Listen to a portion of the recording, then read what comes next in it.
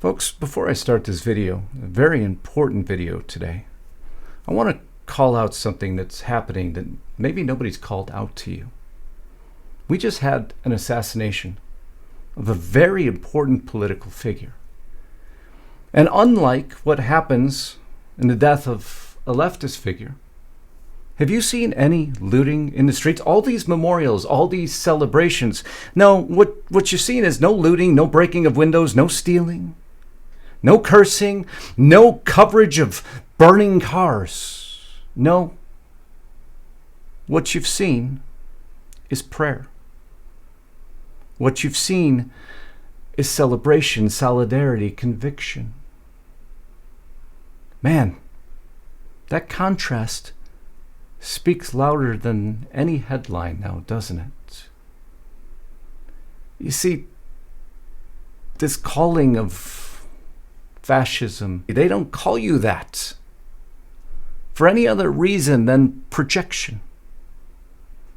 They don't accuse their opponents of something other than what they may feel themselves, of intolerance and incendiary and reckless, unless they themselves understand that that is their own inner nature.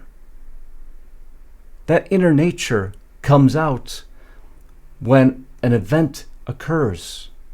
That inner nature explodes.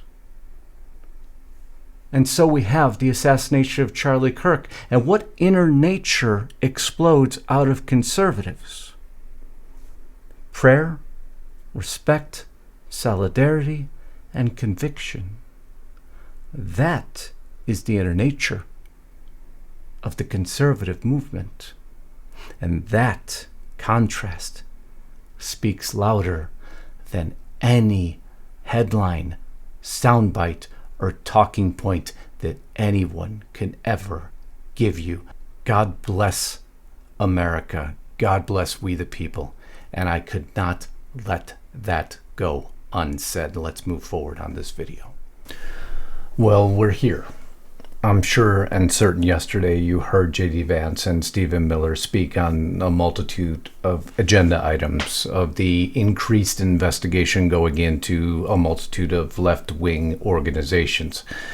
But what's more important, and for the moment, is that the FBI is increasing their investigation according to a multitude of sources, all surrounding the assassination of Charlie Kirk. But why is this critical? Not only, again, for the root cause of what occurred, and to believe this was a single act appears to be less and less likely. And why do we state that? Well, now it appears that FBI is investigating 7 account profiles. The problem with that is not that it appears multiple people knew the death date prior with foreknowledge before it happened, but within those profiles, one of them also named Trump's death date. Now, if that isn't of concern, then I don't know what would be, and hence why the FBI is now more than likely in absolute panic mode. And that's the story I'll bring you in just 1 minute.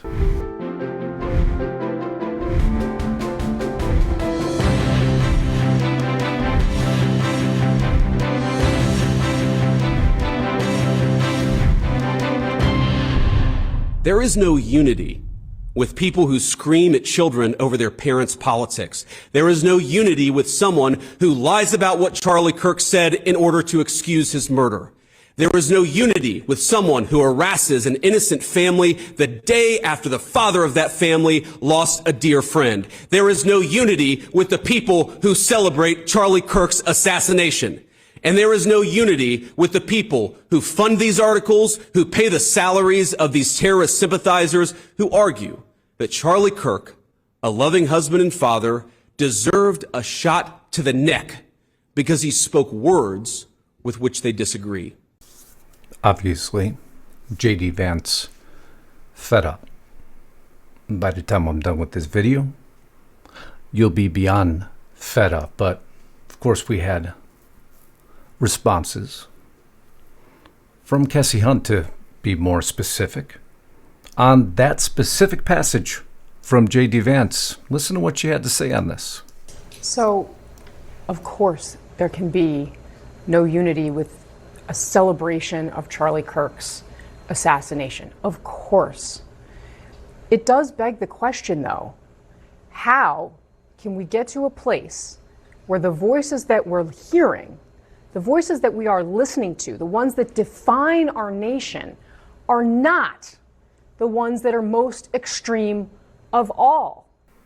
Well, it appears now that actually people are seeing everyone for who they are, and they're not accepting it anymore. They're seeing through what has been the minutia of misdirection, the minutia of misinformation, the propagation of agenda, and they're not accepting it anymore. But J.D. Vance wasn't done. This is leading up to the primary story. I promise you there's a reason I'm playing this, and you'll understand it very, very quickly here. And there are difficult truths we must confront in our country. One truth is that 24% of self-described, quote, very liberals believe it is acceptable to be happy about the death of a political opponent, while only 3% of self-described very conservatives agree. 3% is too many, of course. Another truth is that 26% of young liberals believe political violence is sometimes justified, and only 7% of young conservatives say the same. Again, too high a number. Of course, some of you may be asking, where did J.D. Vance pull those numbers from, those statistics? Were those just convenient to his argument? I assure you they're not.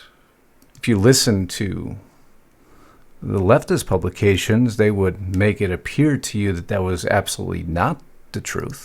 The permission structure for violence. You've got polls about political violence. Democrats don't think it's a good idea. Only Republicans. Only people inclined to consume conservative media are now, I think, upward of 50% say that if necessary, violence is okay. You've only got the conduct on one of the two sides. Well, that didn't age well, did it now, Nicole Wallace, huh? See, people are awake to a different reality now. J.D. Vance pulled those numbers and those facts from a YouGov poll, actually, a current one. Came out right before the speech he gave. It came out on September 12th. New facts and figures. Now, whenever you go through these polls, and this leads to the era of violence we're seeing right now, which would lead to the story, which would lead to what happened to Charlie Kirk and these 7 accounts that the FBI is now looking into, these profiles, which also put a date out there for Trump, which is of big concern when one polarized party or individuals within that party are putting out a date on the President of the United States of America, who just acted or seemed to have foreknowledge on the date for Charlie Kirk. So yeah, this is all relevant. So when you go to a poll, why this is all critical, I always go down to the bottom first to see what cross-section of people they took. Did they take 100, 200, 300? I throw away the poll.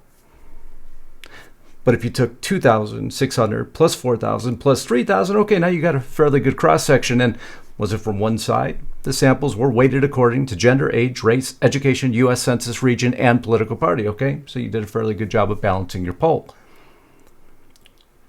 The statistics in here and the results are staggering. Most Americans across the political spectrum say political violence is never justified. Do you think it's ever justified for citizens to resort to violence in order to achieve political goals? However, when you frame it in a different way, yes, violence can sometimes be justified. You see on the top, very liberal to very conservative. I don't view those statistics as good at all, and either did J.D. Vance. 25 very liberal to 6 very conservative, and you see the younger age groups, 18 to 29, how high of a percentage feel it's okay. The older generations feeling it is less okay. Any numbers in those spectrums are terrifying. Most Americans say it's unacceptable to be happy about a political figure's death. Do you generally consider it to be acceptable or unacceptable for a person to be happy about the death of a public figure they oppose. We'll just go to the bad side of the scale. And you see quickly. Very liberal on top, conservative on the bottom. 24% of very liberal feel it's acceptable. Folks, that is not okay. Even 4% of conservative feeling it's acceptable is not okay. 10% of moderates feeling it's acceptable is not okay. These indicators are concerning. All the indicators have been there for too long. This violence doesn't come from nowhere, is where we're going to restart. Because the whole of government is about to take action. And I'm going to explain why they're about to take action. Because if they don't, the tragedies will continue. Now, before I do, thank you all again for joining this channel. You are absolutely amazing, incredible for leaving comments, for following the directions to help show the algorithm here on the public platforms that this news matters, this style of moderation matters. And we work hard to do so. At times it is very difficult to do so with the facts you're about to see, the facts that I researched here. It is very difficult to do so, but we work hard. So if you're new here, welcome home. I hope you'll subscribe. If you've already subscribed, every time you come, make sure your bell is still checked to all. Your comments and shares helps the algorithm to know that this news matters to you. Those who've joined as a member here, those of you who've provided super thanks, thank you so very much for doing so. Those of you who followed my podcast to its full-length version over at Restricted Republic, those of you who watch my exclusive content at restrictedrepublic.com, that's the platform that Lisa Haven and I own and run every day. That is our news platform. We'd love to have you there today. Please join us. And also, I want to give a special thanks again to the folks who helped me to bring you this video. So many of you writing to me personally, thanking for what they've done for you. That's Chapter. It's Medicare licensed professionals with a free phone call. This is how amazing they are. I'm so happy that we found them. 805-619-5011. What is it? You give them a call. You talk to a real person. Medicare can be confusing. If I give them a call, sometimes in 20 minutes or less, they can find out for you if you have the right plan or not.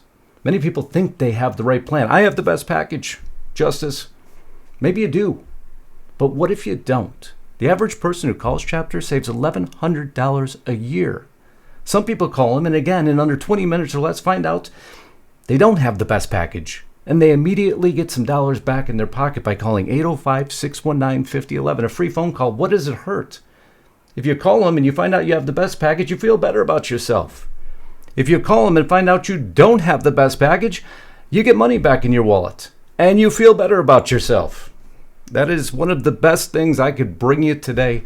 And not only did they help me bring you a video, but I get to give you something back. That's why I love working with Chapter, and I hope you'll give them a call today. It's 100% free, and you're not talking to a robot, you're talking to a real person. These are, again, licensed Medicare professionals. They know what they're doing. They'll get you through the red tape. Give them a call. You see the phone number. But now let's get back to this video. And now, the most influential conservative activist in generations, our friend Charlie, has been murdered. This violence, it doesn't come from nowhere. Now, any political movement, violent or not violent, is a collection of forces. It's like a pyramid that stacks on top, one support on top of the other, are creating an environment where things like this are inevitably going to happen. And the administration is no longer going to stand for it. This was the Charlie Kirk show J.D. Vance stood in yesterday. But we got a lot of information framing in what I told you was coming. The administration is no longer going to stand down. And the administration told you what they're going to do. And I'm going to frame in why they're doing it. You see, this has been a systemic problem for a very long time, and people stand back. But at times, there always has to be a trigger point, something that launches action. And the assassination of Charlie Kirk launched that action. Stephen Miller has more to say on the issue. That's not okay. Violence is not okay in our system, and we want to make it less likely that that happens. Walk me through, at a high level, like what you and I have been working on, what the whole administration has been working on to try to make sure that we don't reward and promote this craziness. Yes, so it's an excellent question. I said this before, and but it bears repeating. The last message that Charlie sent me was, I think it was just the day before we lost him, which is that we need to have an organized strategy to go after the left-wing organizations that are promoting violence in this country. And I will write those words onto my heart, and I will carry them out. And Stephen Miller will eventually go on to tell us exactly how he's going to carry them out. Stephen Miller, J.D. Vance, very close to Charlie Kirk. They give him accolades and credit for them being in the positions where they are at, for making them the men they are in some ways, for supporting them, for helping them to grow spiritually. It was an emotional moment for both men that becomes an actionable moment, of which I think Stephen Miller does the best job here by defining anger, that rage and anger, when unbridled, is not productive for anyone. I implicitly agree with that. However, when anger is confined, it could be one of the most productive times and productive forces for change. We've got 30 seconds, so be quick, Stephen. The organized doxing campaigns, the organized riots, the organized street violence, the organized campaigns of dehumanization, vilification, posting people's addresses, combining that with messaging that's designed to trigger and incite violence, and the actual organized cells that carry out and facilitate the violence, it is a vast domestic terror movement. And with God as my witness, we are going to use every resource we have at the Department of Justice, Homeland Security, and throughout this government to identify, disrupt, dismantle, and destroy these networks and make America safe again for the American people. It will happen, and we will do it in Charlie's name. Using his anger for a whole-of-government approach to tackle what even the New York Times calls the White House plan's broad crackdown on liberal groups. Of course, that is not exactly an accurate definition. J.D. Vance was very specific. If you believe this is going to be the White House tackling every liberal group indiscriminately, you would be wrong. That is how the leftist publications want to paint this. If they were going to do that, they would have to fight me also, because that would be inappropriate. Any administration that does that would be inappropriate. You cannot just take a broad brush and go after every left group. That is not the way you go about it. You go against those promoting radical violence. Hard stop. And that is what J.D. Vance declared. President Trump and his top advisors threatened on Monday to unleash the power of the federal government to punish what they alleged was a left-wing network that funds and incites violence. Thank you for the definition. Beyond the title that you posted to the public, because most people just read titles, they don't read further than that. But you got your reaction, right? Seizing on Charlie Kirk's killing. To make broad and unsubstantiated claims about their political opponents. We just had an assassination. I don't exactly understand how that's unsubstantiated, but I digress. Investigators were still working to identify a motive in the death of Mr. Kirk, a prominent conservative activist who was shot last week in Utah. The Republican governor of Utah, Spencer Cox, has said the suspect has a leftist ideology and that he acted alone, which is what the left continues to propagate. Although above, they still say they're working on a motive, so I guess you can't use, you can use those two statements together. I'm sorry, just very simple journalistic motive there. Just wanted to call that out to you. But now let's move forward into what's happening behind the scenes. What I told you was coming because the breadcrumbs were there.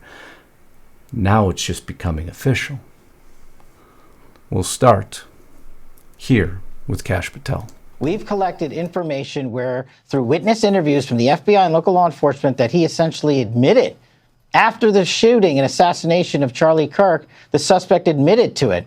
Furthermore, the evidence and information will come out. I won't stylize the evidence. The Attorney General is absolutely right. We can't do that. But I will say what was found in terms of information, a text message exchange where the suspect specifically stated that he had the opportunity to take out Charlie Kirk and he was going to do that. And when he was asked why, he said some hatred cannot be negotiated.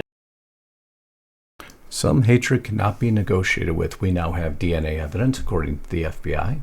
We now have a letter. We have motive that was written before. So by all intents and purposes, this man could be facing the chair. But that doesn't appear to be all.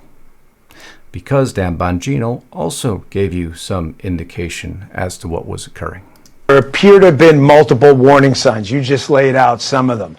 There were people in his network, friends and family, who had stated that he had become more political, that he had become, at some parts, I believe some of his coworkers had stated that he had kind of detached himself when the topic of politics came up and walked away from them. Family members said he'd become more political, leading us to believe that this ideology had infected him and had taken over. And he was just intent, it appears, from the data we've accumulated and the channel and that note, which we have some evidence may have existed before based on the communications in that channel, that his target was obviously going to be Charlie and that people knew in advance. The question is, again, I just want to go back to what you had asked before. Did they know? Were they sure of this? Or did they hear this and just write it off? That's what we're going to have to find out. That people knew in advance. He indicated it there. Some people missed that. The FBI stated it. Dan Bongino does have a tendency to state certain things in the middle of an investigation that maybe should not be stated. But, again, everybody makes mistakes. I'm not going to make those mistakes. You'll see I'll be very careful here in a moment. There's a reason for that. I don't think people should give away as many details as they do. You know, I'm very cautious on this. It was me. Suspect in Charlie Kirk shooting appeared to confess in Discord chat. Discord saying nothing happened. Washington Post. I'm sorry for all of this. Just putting mainstream sources up there. Show that everybody's talking about it. Charlie Kirk murder suspect immediately went online to see if he was being congratulated on a chat that didn't exist. I told you did. Charlie Kirk's alleged assassin told friends it was me. Confesses, but what chat? This wasn't out there. Never existed. What about these profiles? Who was talking about it? Charlie Kirk assassination investigation widens to probe whether pro-trans online group knew in advance. See, it was always out there. But how does it involve Trump? Where's this story coming from? Does Justice know what he's talking about? Man, he can't be that far ahead of everyone. No, trust me, folks. I can be. FBI investigating social media accounts that appear to indicate foreknowledge of Kirk assassination. Thank you, Washington Free Beacon, for substantiating what we reported many, many days ago, huh? Thank you, folks, for all being here. This is how it works. The Federal Bureau of Investigations is investigating social media posts by at least 7 different accounts that appear to indicate foreknowledge of the assassination of Charlie Kirk, according to 3 people familiar with the investigation and screenshots obtained by Washington Free Beacon.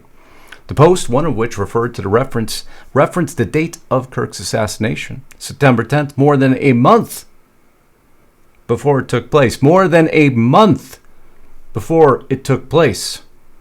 Were all deleted in the days following the killing. Several of the accounts appear to belong to transgender individuals, appear to belong. I do not and cannot substantiate that claim. That is a claim being made by the Washington Free Beacon. I don't believe that is relevant to this case. I don't. I just want to know who knew ahead of time and who didn't. How that is relevant is irrelevant to me. Being perfectly frank, what is relevant to me is facts. The FBI has received archived copies of the posts according to a person who flagged them for the agency. I hope they certainly did. I hope they received archived versions of these posts. Identities have been removed from these on purpose. If this is an ongoing investigation, I believe it is irresponsible for anybody to put the identities of these folks online. So I don't do it. It'd be funny if someone like Charlie Kirk got shot on September 10th, posted on September 3rd. In there, you have a problem. No laughing matter. If it was only one. The profile has since been removed. September 10th will be a very interesting day. Except that was posted on August 6th. Later on saying they plead the 5th after the assassination. Multiple profiles. That profile saying we effing did it. I showed you this before. You guys, I have something big coming soon. Be sure to check the news. You'll know it when you see it. Ahead of what occurred. Charlie Kirk's coming to my college tomorrow. Hope someone evaporates him literally. Let's just say something big will happen tomorrow ahead of when it happened. Again, not the primary problem yet, folks. We know what this resulted in.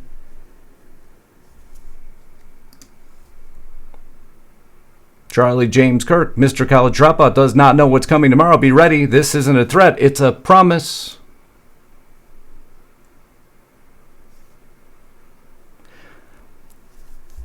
Sucks when you stay ahead of this stuff. What really sucks is that people don't stay far enough ahead of this. And I'm hoping the FBI truly did stay far enough ahead of this, and they have this in their hands, and they've already identified these individuals, and they're questioning these individuals. Because the same individual who stated it'd be funny if someone like Charlie Kirk got shot on September 10th, also, before removing their profile, posted Donald Trump December 14th. Laughing matter? Not so much anymore, huh?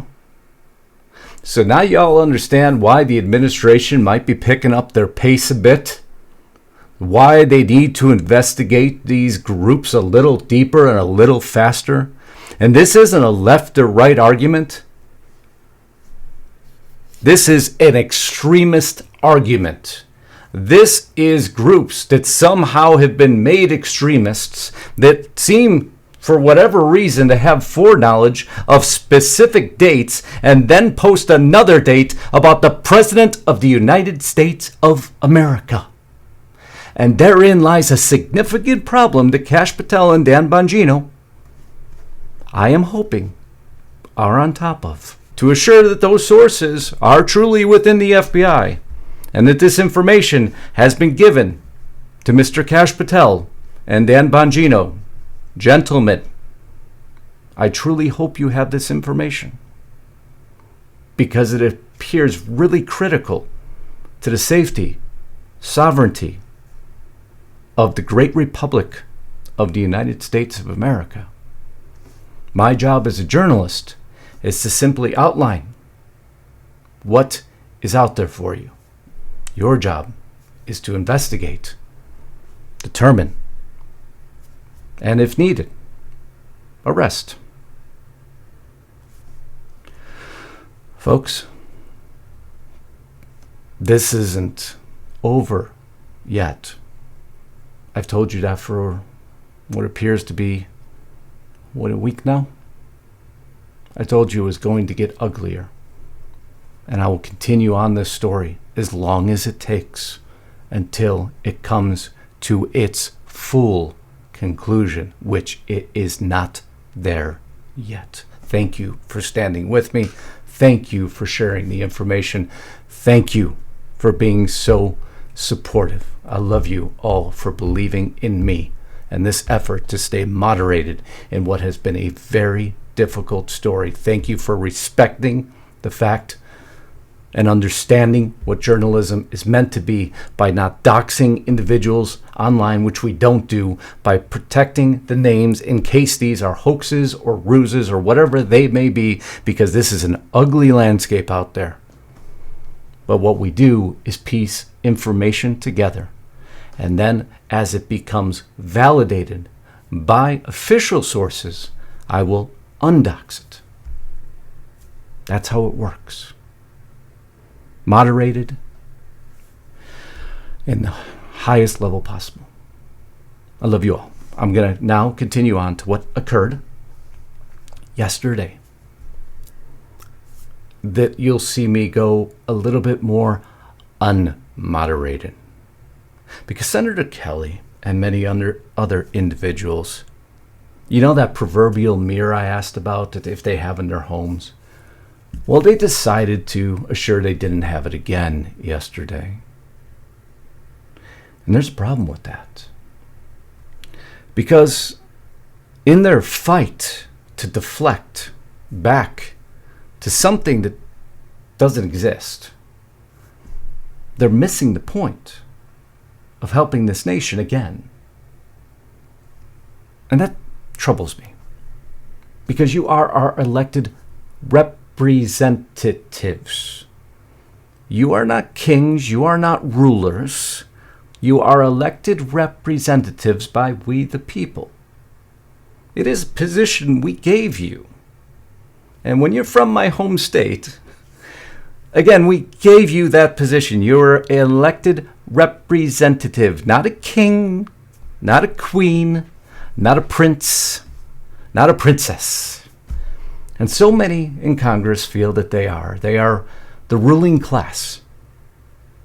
I'm going to give you a reminder again what it is meant to serve we the people. And I'm going to call you out for what y'all did yesterday. And it is not acceptable as I continue forward. I love you all. Until next time, Godspeed and God bless Justice Knight.